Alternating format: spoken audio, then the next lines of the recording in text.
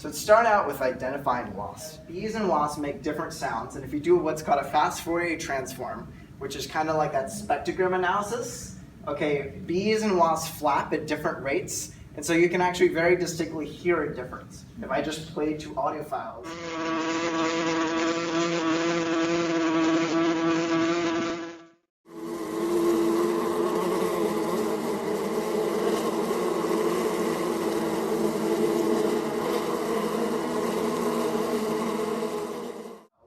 There's a good chance that the beekeepers in this room could identify, yes, that sounds like a wasp, and no, that doesn't. So it was very interesting. In fact, there was a Indian bee researcher who told me a story. He said, you know what? I even met a beekeeper that he went on vacation for 3 days. He came back, and his entire apiary was wiped out from these wasps. They came in and they just decimated his entire apiary. Okay, so if there was a device that you could just stick and it could figure out, oh my goodness, I hear wasps, and send you a text message, it almost could be something useful for you. It could let you know, hey, I need to come back. I can't be away. There's actually a wasp in the air. I need to come home. I also looked at video analysis and trying to figure out, how could you track them, because my advisor really, really wanted a laser zapping mechanism. It would have been awesome, and it would have been possible. That was one of the interesting takeaways. It is possible with the developments. You think of self-driving cars. The technology that's going into that says it's very, very possible to make a laser thing that zaps a wasp. It's just not necessarily the appropriate technology for India.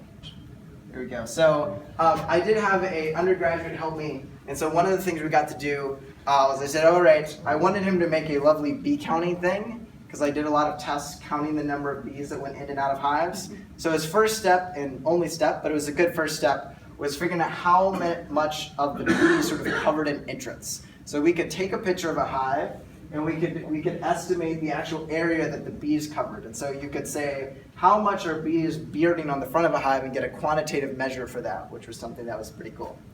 Unfortunately, that's all that got, and so I ended up having to do a lot of manual bee counting, which is a little bit of work. So let me switch over into sort of stopping wasps. So one of the things that I thought was, how cool would it be if you could shock the wasp? Okay, lasers, that's a little high tech. Why not just be able to shock them? And so this was one of my favorite prototypes. It's very simple. A 5th grader could have made it, but it was beautiful. And what I did was I had an electric bug zapper. I tied it to 2 metal strips. I had my camera, and I just waited until a wasp landed on it.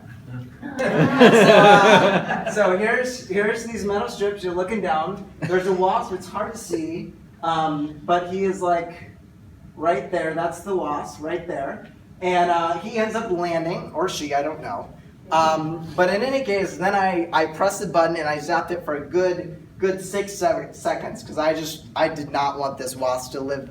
And my advisor's wife was standing like right away from the beehive, and I learned something very important. Want to take a guess what that is? Killed a lot of bees at the I killed a lot of bees. Yeah, I killed bees, and I only killed probably like 5 to 10 bees, okay? But the beekeeper was very against this idea, because all the bees started running out. They were not happy. They were like, what has gone on? They were not too happy. Now, there's actually some interesting motivation for this. The wasps in India are longer, so it's less likely bees would get stung all the time. In bees, this was probably at 1 to 2,000 volts. Bees actually can feel stings as low as 1 volt. So it would be very interesting if you could have a very low voltage system that didn't kill bees, and maybe didn't kill wasps, but would deter them. Something that's very interesting. I didn't get to make it, but I always wanted a robber screen that used a mechanism like this to deter the robbing bees. Be very, very interesting. So that was shocking wasps.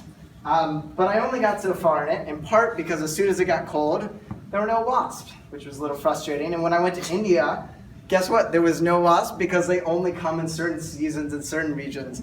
And so I decided to sort of evolve what I was doing into something that dealt with the issue of wasps, but also dealt with a lot of other